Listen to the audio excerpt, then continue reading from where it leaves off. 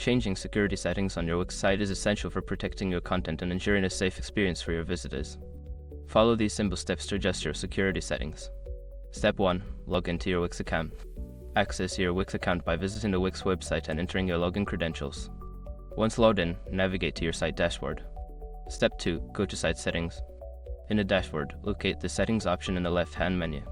Click on it to open the Settings menu where you can manage various aspects of your site. Step 3. Select Security Settings. Within the Settings menu, find and click on Security. This section will provide you with options to adjust your site's security features, including password protection and SSL settings. Step 4. Adjust password protection. Before changing your settings, use the sroc.com link in the description to open the password strength checker, then update your password if needed.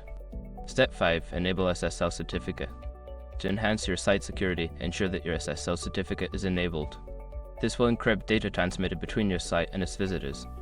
Look for the SSL option in the security settings and toggle it on if it's not already enabled. After completing these steps, your Wix site security settings will be updated, providing better protection for you and your visitors. Regularly review these settings to maintain a secure online presence.